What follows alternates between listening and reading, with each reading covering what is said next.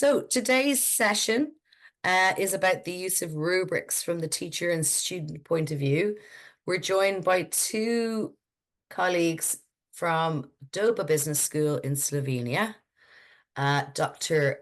Mateja Brežic, apologies if I'm butchering your name, who is an assistant professor collaborating with DOBA Business School, teaching subjects in the field of online education. And then also her colleague, Dr. Marko Divjak, who is a professor at DOBA Business School, where he's also involved in teaching online courses related to psychology and research methodologies. I'll have to introduce you to my friend James Brunton. He might be here actually, Marco. He'd be very interested in you. He's very similar profile. I'm just going to check and see if he's logged in. No, he's not. So I'll have to introduce Marco to him. So Marco and Mateja are going to start in a moment. I think we have a few slides. I don't know to do first. Carlos, do you want to move them on? I have to do some Eden promotional. Yes, so come to the Eden conference that's on in Graz, 16th to 18th of June. It's going to be amazing. I'm going. The paper submissions is open for another while. We also have the Eden Research Workshop in Romania, which will be in October. The weather isn't the best, Phil. I'm sorry to hear that. And the Digital Hub, Eden is a partner and involved in the Digital Hub. They have lots of cool activities. I think I'm actually contributing to one in a few weeks on AI. So the QR code has the details. Here's one coming up now in February about online safety and security. Oh, the weather is looking bad in Belgium as well. This is disappointing. And is there any more, Carlos? Brilliant. You can stop sharing there. That'd be great.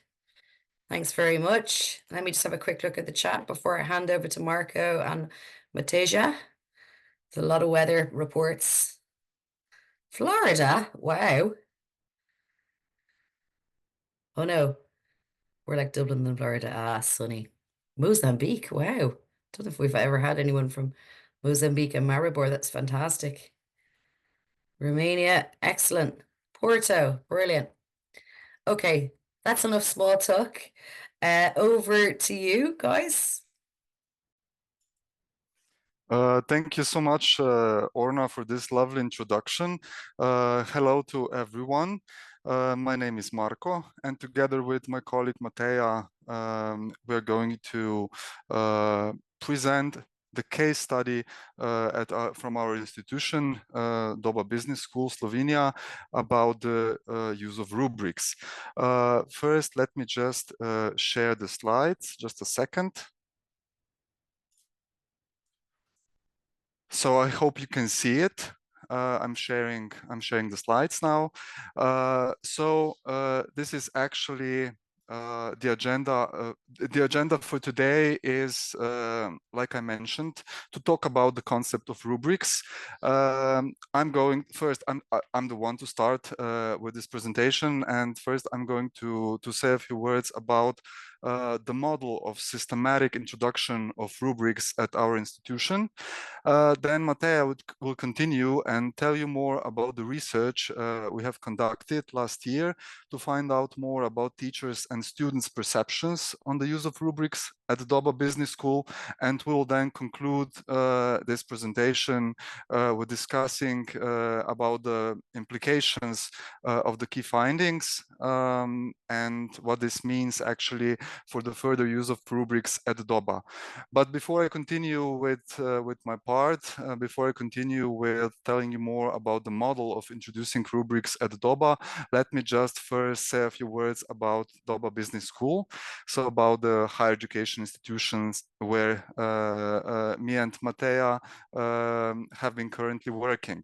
So DOBA is actually the largest private higher education institution in Slovenia with an annual intake of approximately 2,000 students coming from more than 40 different countries from Europe and beyond.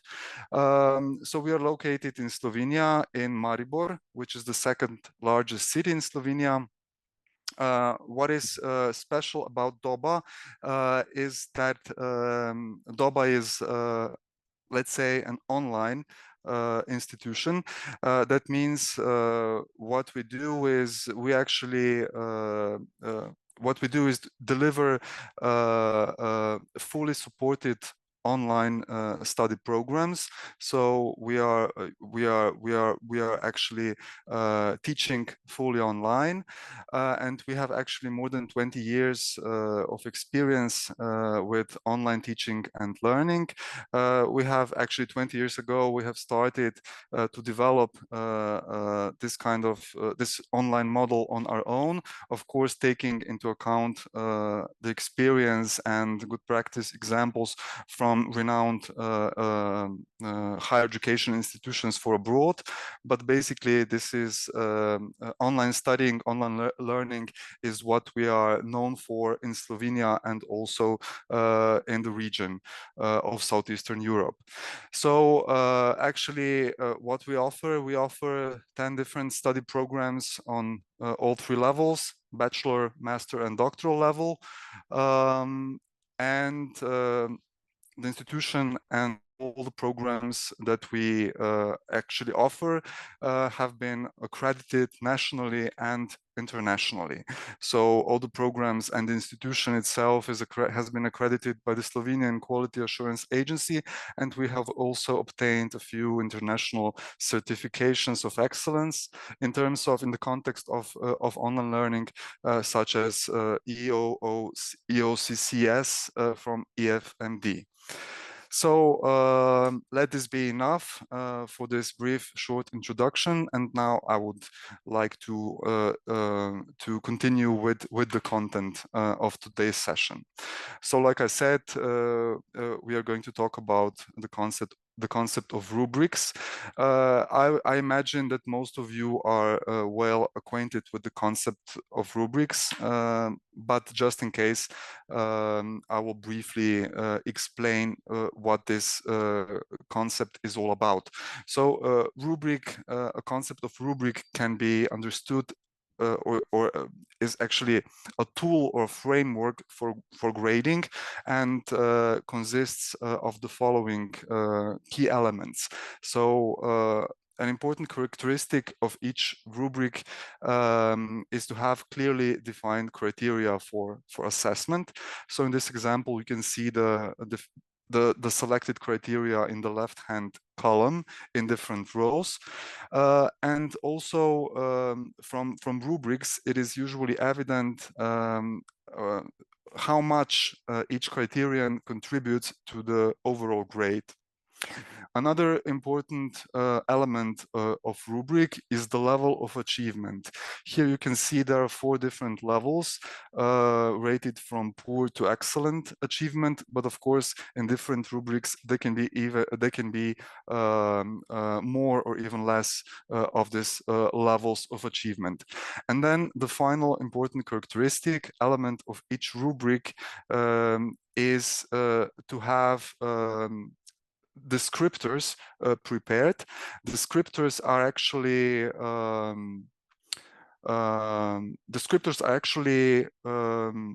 different kinds of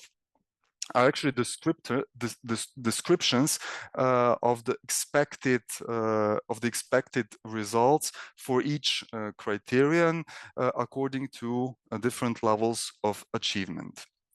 And these descriptors are particularly valuable for let's say, for the students if they're using the rubrics while preparing the assignment, because they can help to gain a better understanding of what is expected, let's say, from a student in order to prepare a high quality assignment, taking into account all the criteria that are relevant and that will later on be also used for grading and for the assessment.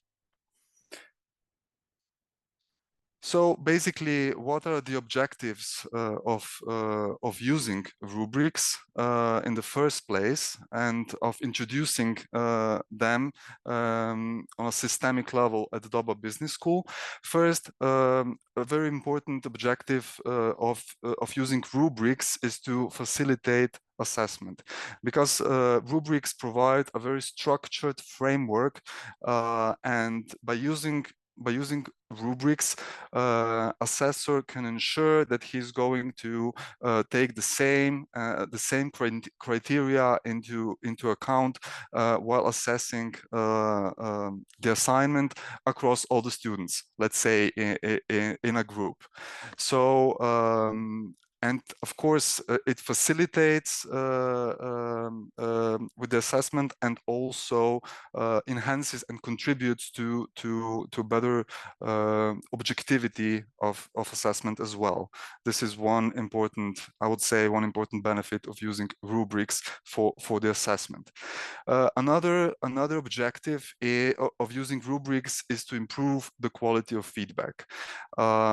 Because if a student receives an information about the level of achievement with the corresponding descriptor for each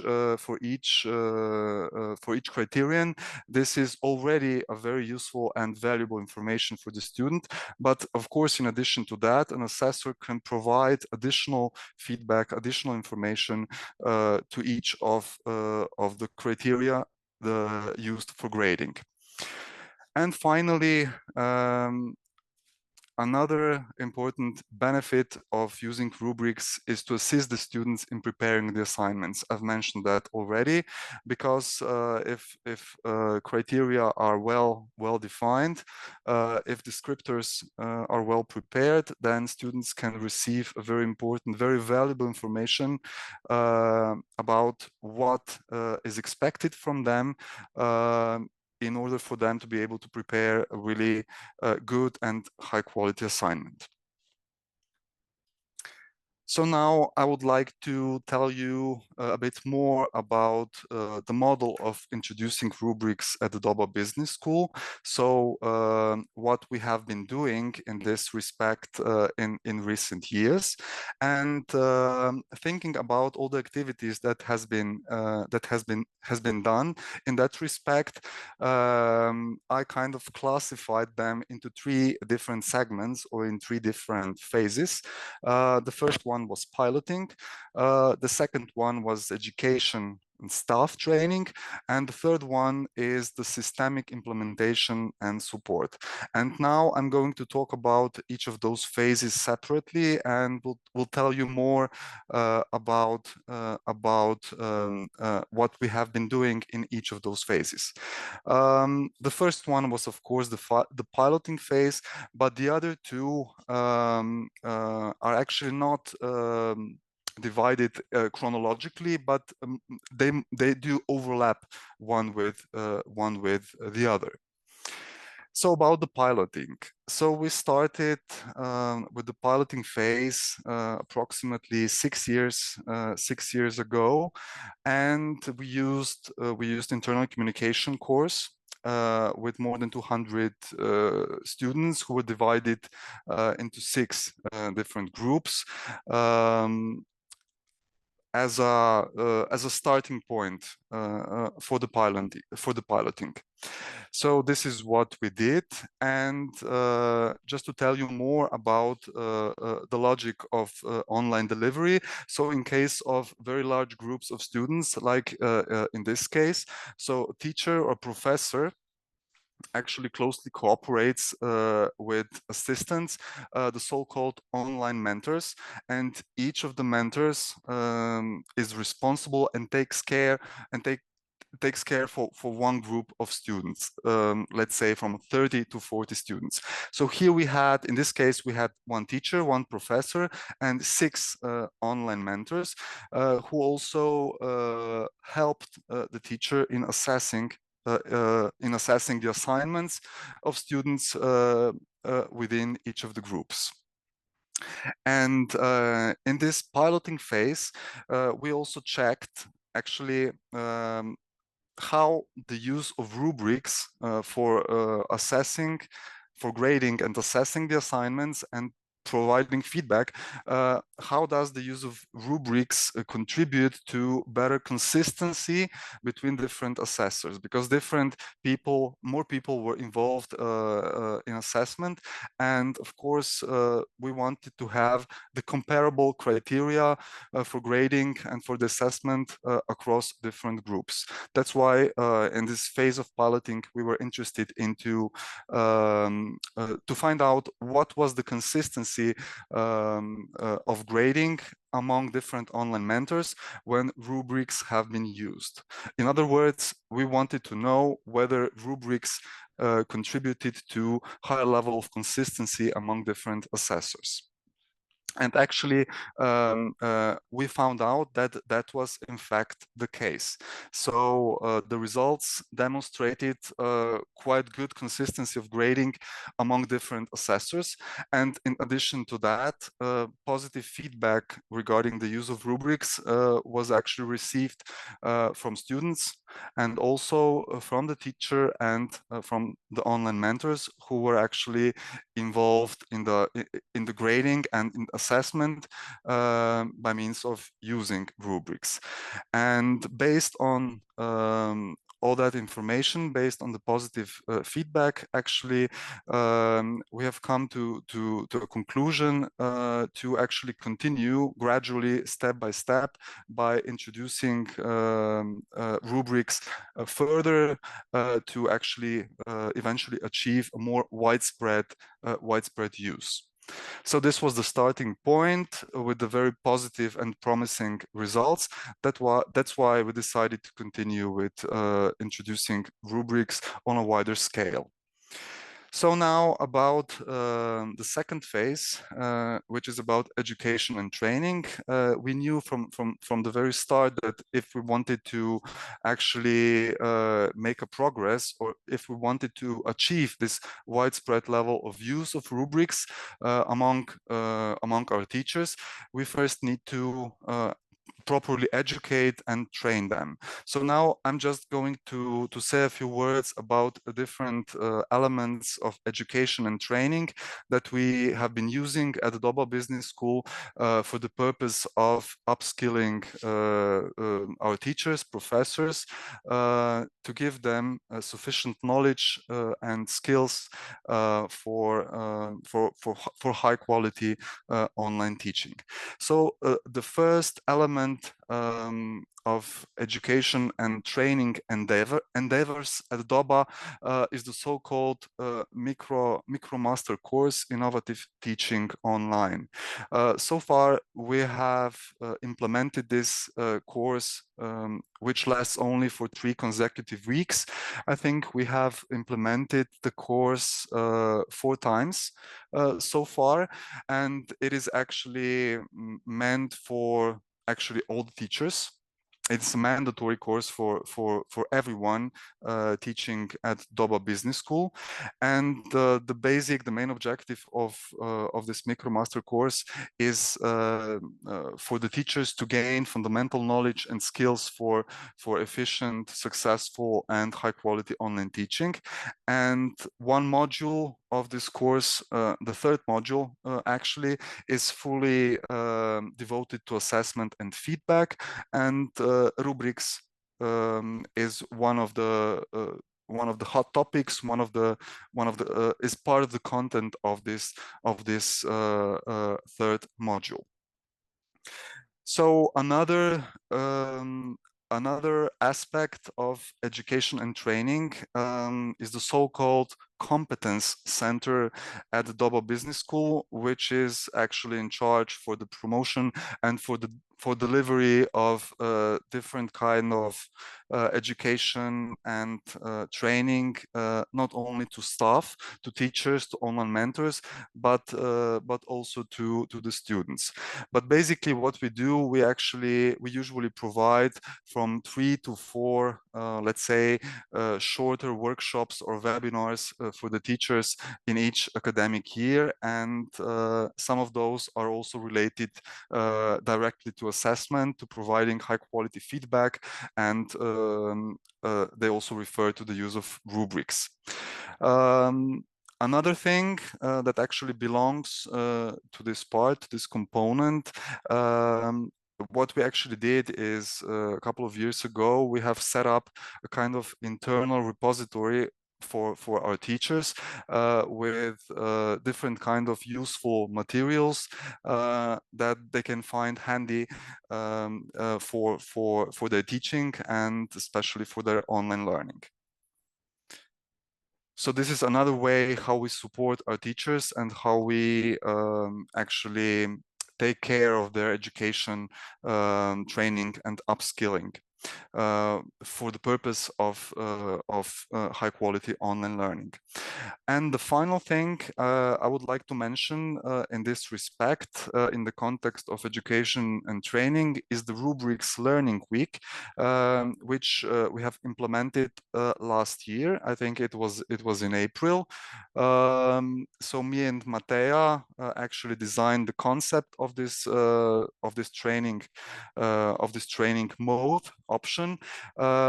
We actually designed it as a learning week, and it was actually a bit different from other formats of education and training we have used so far. So the objectives, you can see here which were the key objectives of this learning week. So what we wanted is actually for our teachers to critically evaluate the examples of rubrics they have already been using. We also wanted our teachers who hasn't yet prepared or used a rubric to do it now. Also, we wanted them to collaborate and to exchange and share their own experiences and also good practice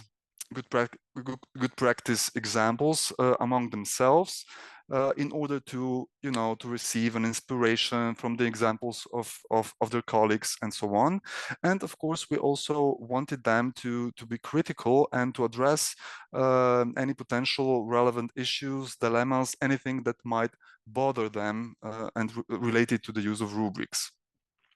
So this kind of learning unit, rubrics learning week, was actually composed of different activities. So we started with a structured forum discussion where we asked the participants to provide a critical individual contribution. Then they actually engaged in a discussion, commented on other colleagues' posts, and we concluded this learning unit with an interactive webinar. Okay, and finally, the last important segment or component of the model of introducing rubrics at DOBA is the so-called systemic implementation and support, where the so-called program managers play a very important, vital role. So program managers are experts, associates at DOBA who are actually in charge for the implementation of different study programs, and they're the ones who work closely with the teachers in preparing and designing particular courses. That's why we also educated program managers properly so that they were able to work following the one-on-one approach with the teachers, with the objective of trying to persuade, motivate, and encourage teachers to start using rubrics in their courses. So program managers are also equipped with all the necessary knowledge and skills. So they're able to provide examples, to suggest relevant materials, consultancy and advice to the teachers, so that they can so that they can work on their own later on. So they're actually experts, and they can provide advice and expert guidance on how to integrate rubrics in assessment, in particular courses. And we think this is a very important component in the model. And also, what we actually did is we didn't start working with all the teachers at once, but systematically and gradually, following the step-by-step approach. So by doing this, following all these three phases: piloting, education and staff training, and systemic implementation and support, what we have achieved in the last 6 years. So we have achieved that nowadays the majority of teachers at DOBA Business School use rubrics in their courses. So in other words, the majority of courses delivered within our study programs so include rubrics as integral part of assessment, and as a tool, as a framework for providing structured feedback. So this is actually the starting point. This was I also wanted to tell you more about this model, to explain the background and the starting point for the research that we initiated last year. And now I'm giving the floor to my colleague Matea, and she will tell you more about the research that we conducted, and of course about the research findings. Yeah. Please, Matea, the floor is yours. I will stop sharing now. Thank you so much, Marco. I think I was just able to share without you allowing me to. So hello, everybody. Also from my side, as you could hear, actually, there was quite an effort actually put into this perspective of using rubrics. Teachers were in our institution widely encouraged actually, and also stimulated to introduce rubrics, because we obviously at the beginning, at the pilot phase, had a good feedback from students. We know that in theory, you also, not just in theory, but also from your own practice, you already in chat pointed out some of the benefits of using rubrics. So that was our solid starting point to introduce the process, to actually stimulate, encourage our teachers to use it, and for us, Marco, to use it as well, not just the teachers. However, monitoring it. We did the monitoring by program managers collaborating individually with different teachers. So we had actually, let's say, a hint that the use is getting higher and higher. But from the discussions, we also kind of found out that the quality of the rubrics and the use in assessment and providing feedback still varies substantially between teachers. But on the other hand, yes, we had, let's say, a green light from students at the beginning. But later on, we were just mainly, I guess, just checking if teachers are using it and how the students feel about it, what do they think, but not in many details. So we actually decided that last spring, when we were all thinking much more extensively, I think, about the assessment, also because of the artificial intelligence and things like that. So the questionnaire and the survey was actually had more topics. However, we wanted to get the information, the feedback, the data from our teachers, from our students, and also from our project managers. So basically, 2 research questions guided this internal research. We wanted to know how teachers use rubrics to support study process and improve the quality of assessment.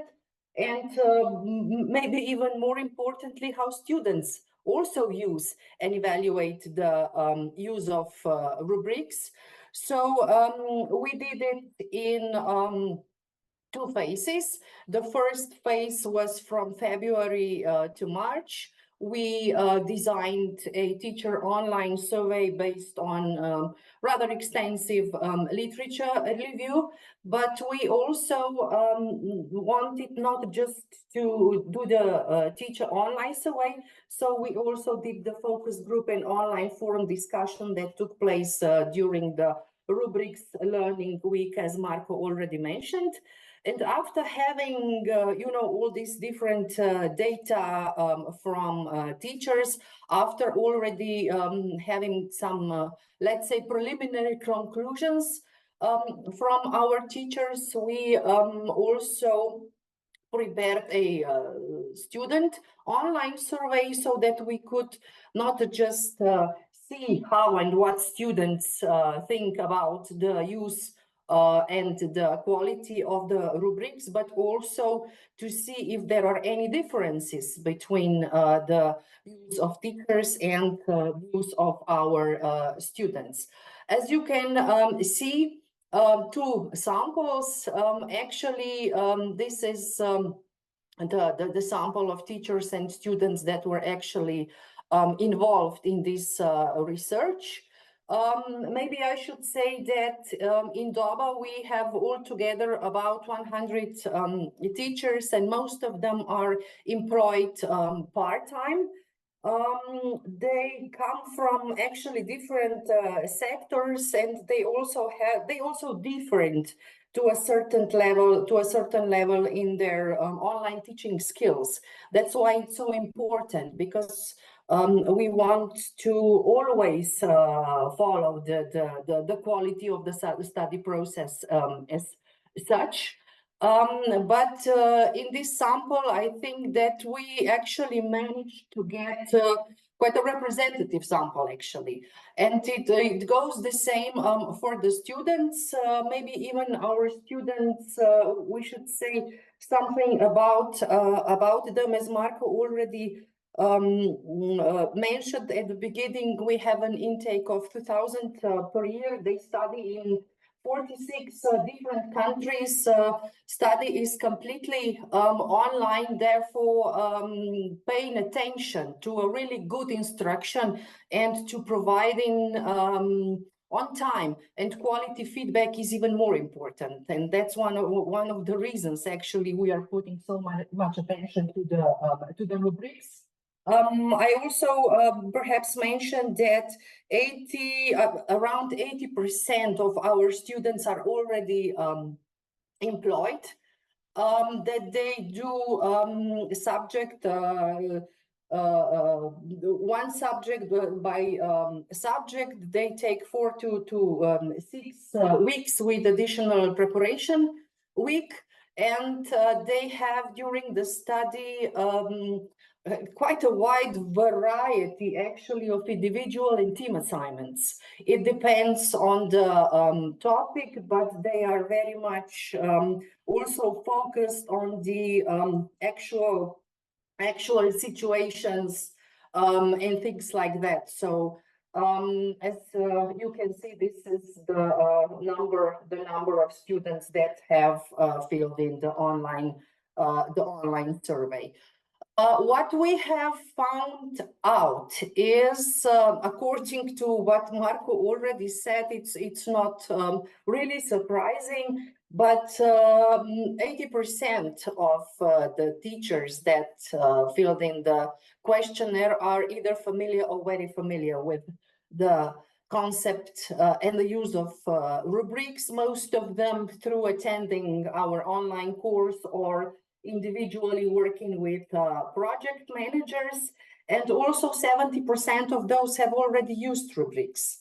But we wanted to know more. We wanted to know also if or to what extent students actually know about the rubrics, use the rubrics, and etc. So 2/3 of students either very well or well know the rubrics, so that if the teachers say we use it, the students actually said, yeah, we know, because it's sometimes it just doesn't go like that.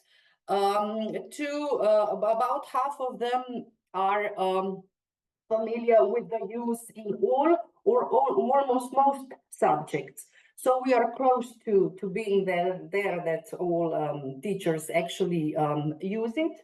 And we also ask them what extent the students actually use the rubrics, and the answer were half of them use them whenever they are ready, 30% use them occasionally, 70% rarely, only 2% answered never. And we all, of course, asked them why. And they just said, I'm not familiar, they are too complicated or complex. I prefer to work without instruction. They have this feeling of limiting their creativity, or even one of the answer was it doesn't match my learning style. So I think those are some of the insights that we also need to be aware of.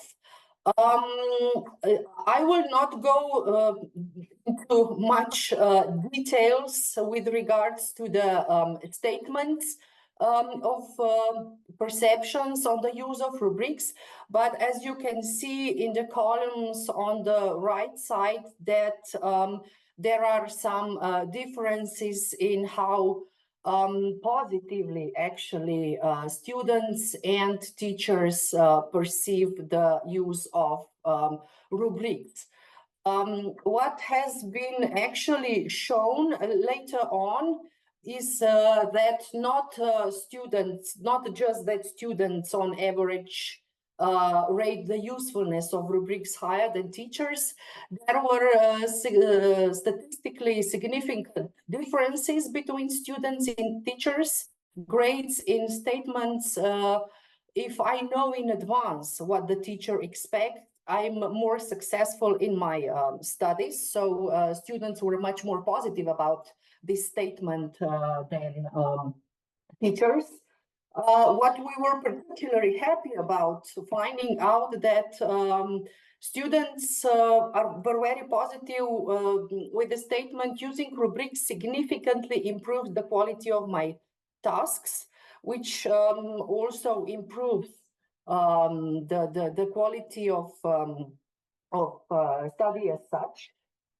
Using rubrics, as they said, increases their trust or confidence in the work of teachers, improves communication, and according to that, they have less, or they requested less explanation regarding the assessment. So this is probably just another justification for us to really work on the use and the quality of rubrics even further on. We ask students what they feel are the most, let's say, obvious or the added values, and they said in their answers to open questions that the use of rubrics for them actually improves assignments and learning outcomes, that they do understand the assessment criteria, they get very good information about what the actual expectations of teachers are, and based on the feedback from the rubrics, they get to be more aware of what are some of the important highlights and what they need to do further. Not just, okay, this assignment is finished now, but the rubrics is also a good pointer on what to do further. They get concrete guidelines, they better understand what the assessment will be all about. And by using rubrics, by being very strict, actually, by let's say, including the criteria of correctly using the scientific apparatus, we also improve this student skills. Of course, any good student has a number of suggestions. So our students had some suggestions as well.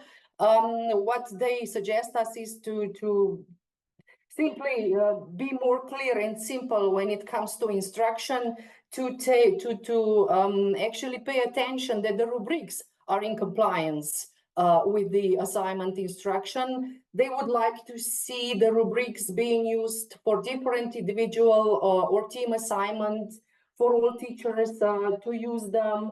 They also wanted, or they suggest more flexibility and practicality in terms of also involving in criteria such as creativity, targeted feedback, and of course, they feel that this tool is a great for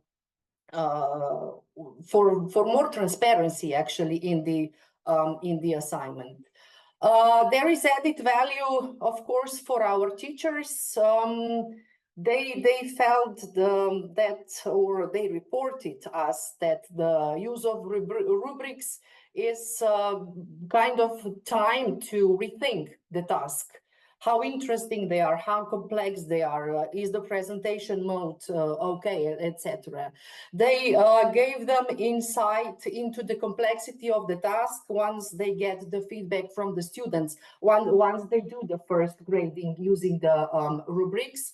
So it's an appropriate update can be done. They feel that they are suited on one hand for complex tasks as well as discussion forum. It was interesting for us, actually, of course, the objective, the assessment is more objective, but they also actually reported that rubrics save time.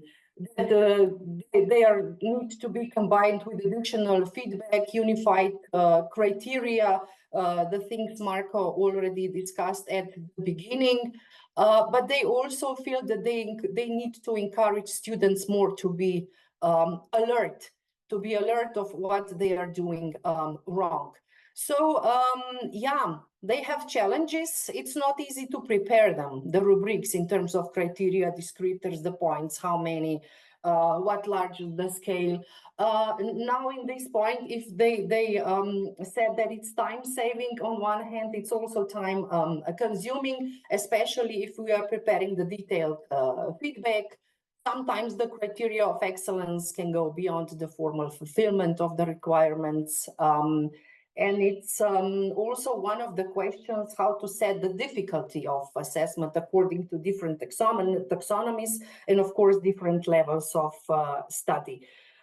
They have some thoughts about students, about why students actually don't use them, what they feel is something they need to be actually they should think more about. And yes, we did some hints for our teachers.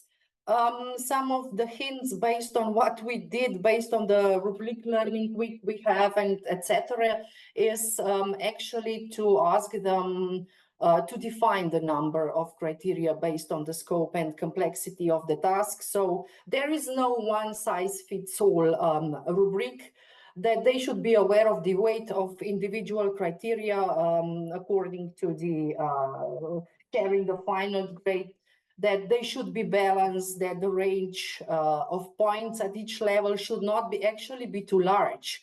That's something that came from their side. Follow and use the rubrics they prepare, especially let the students know, also to remind them, because what we do, we use Blackboard learning management system, and we actually import the pre-prepared rubrics into this learning management system so that the students can see them. But one of our hints was also use doesn't always make sense. But we didn't just prepare hints for our teachers, we prepared some concrete material that Marco will now in the closing speech tell you more about. Yes, we prepared some materials for our teachers in order to help them to help them prepare proper rubrics, and we have uploaded those materials in this internal repository system that I talked about in the very beginning of today's session. So what we did is to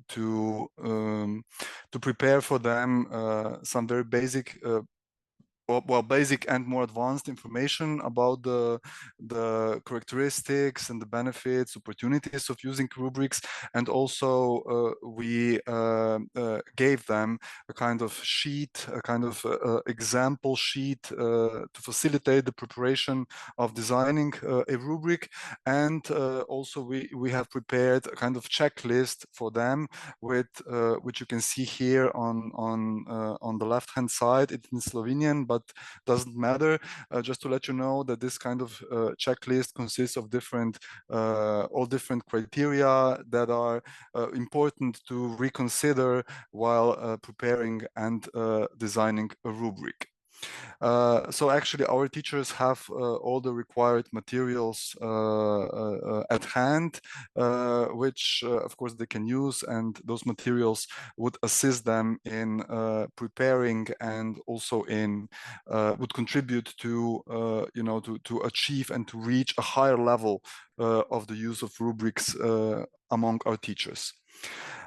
So based on all that, what we have told you today, we can conclude that the perceptions of teachers and students at DOBA Business School regarding the use of rubrics are quite positive. Actually, they vary from neutral to moderately positive.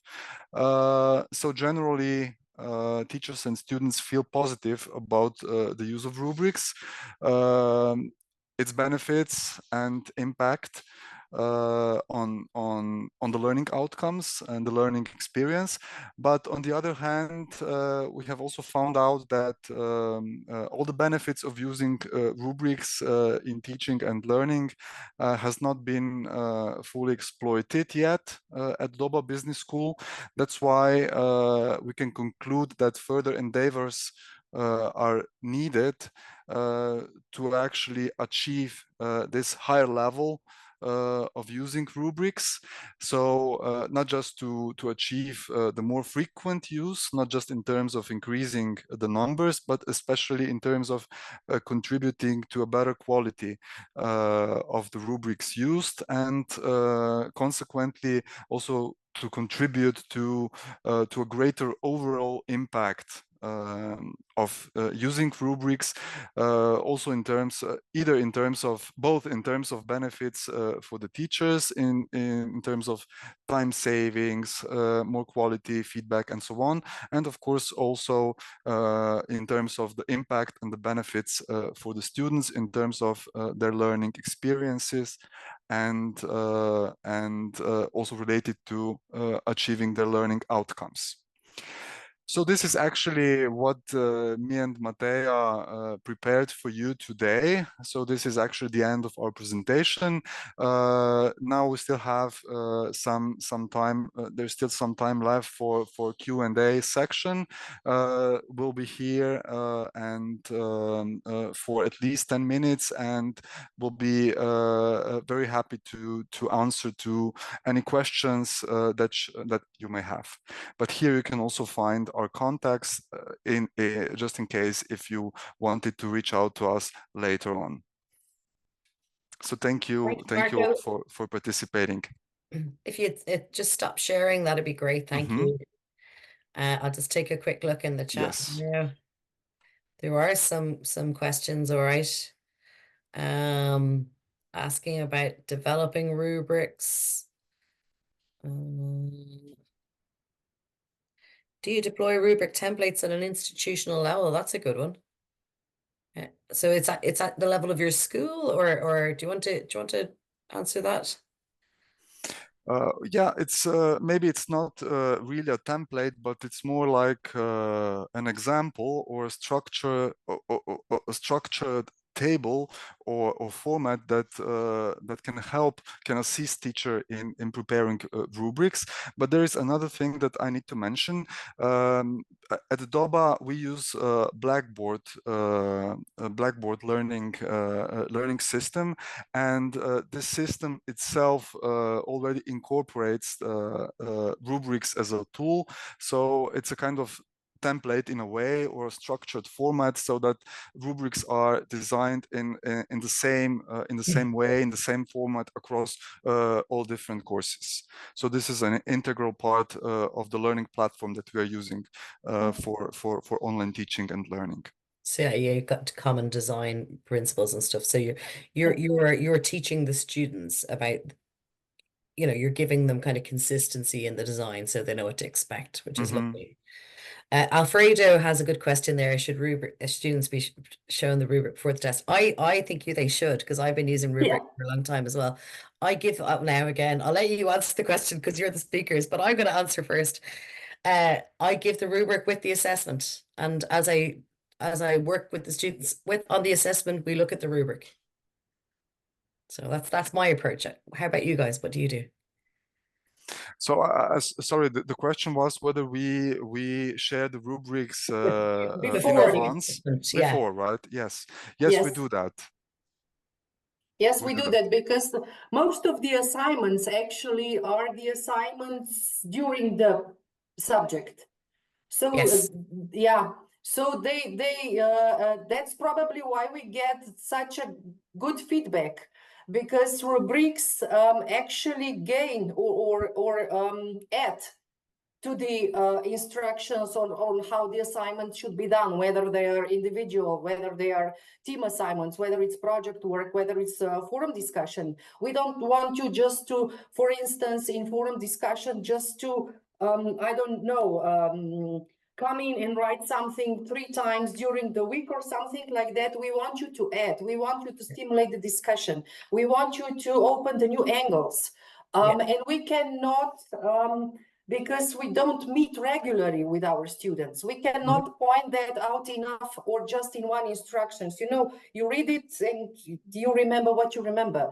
But when you have a structured rubric, you know that you had to add something if you want to get a good grade. Yes. So from that perspective, in our case, the answer is absolutely yes. But also, I think it's good practice from an assessment design point of view, because transparency is a key principle of good assessment design. Yeah, and it was also pointed out in one of the chat that they are also good for peer assessment. And John here is talking about assessment literacy, which is a really interesting area, and something I'm passionate about as well. Yeah. Is giving students the skills to understand the assessment, but also to understand the feedback so that they can improve.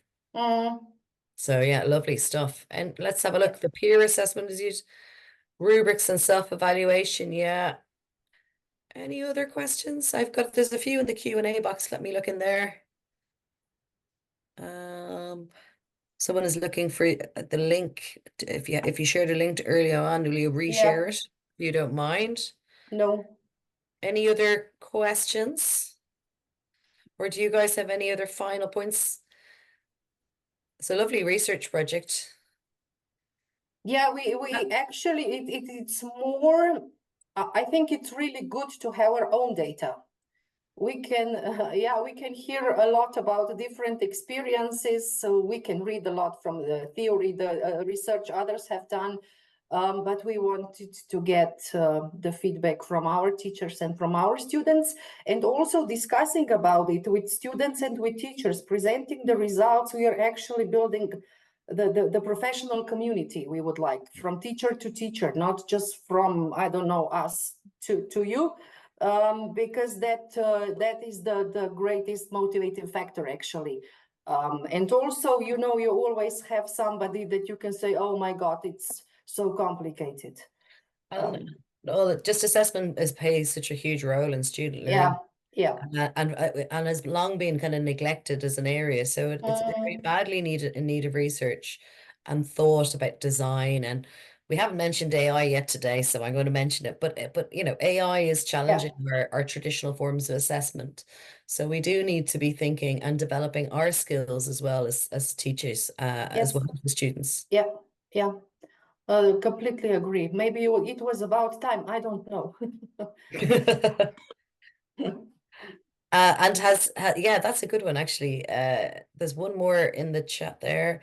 What is the difference between criteria-based assessment and use of rubrics? That's a good one. Any idea? It's in the Q&A box. See the one Q&A? Well, the way I understand this criteria-based assessment, in contrast to rubrics, in case of criteria, you only specify the criteria in advance and maybe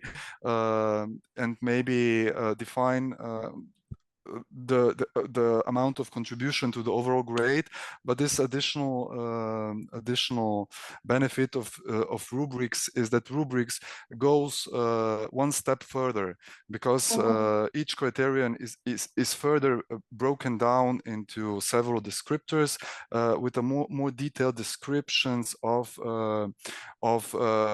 answers of different quality. So it can be more clear for a student to understand precisely what is meant by each criterion and what is exactly expected from him or her. So I think by using rubrics in contrast to using only the criteria-based assessment, you can reduce this chance of having the criteria misunderstood by the students. That's my opinion. Okay. Let's see if there's any more. There's a few more. Oh, is it possible to share the training content? Yeah, so I think that you've shared the link to the business school. Is there resources on there that people could access, or? The resources are mainly in Slovenian language. Okay. We can share, or you can share with the participants the presentation that we had. Yeah, we can, yeah. Yes, and also if you need, but nowadays it's not really hard to translate anything, is it? Yeah, you can do it in a minute, actually. So perhaps people could drop you an email. Yeah, everything. Yes, exactly. Like no problem now with AI. So you can contact us. You can contact us, and if you need any further explanation or whatever. I also see that Diana wrote it would be interesting to do Stephen's Q methodology with teachers and students to identify possible profiles of attitudes towards rubrics. So thanks for the suggestion. Yeah, always good to have a new angle. Yeah. So thank you very much to you both. A really interesting set of presentations and discussion, and thank you very much to all the participants. We had some lovely questions and discussion in the chat. So thank you very much, everyone. I hope you have a good afternoon. And the recordings will go up on the Eden website next week, along with the slides. Marco, and if you guys want to email them to me and Carlos, we'll sort that out for you. Yep, we already did so. Okay, the job is already done. Yes. So, thank you again. Goodbye, thank everyone. you so much, and thanks for attending. Goodbye to everybody. Thank you for having us. It was a pleasure. Yeah. Enjoy the rest of the day, and bye-bye.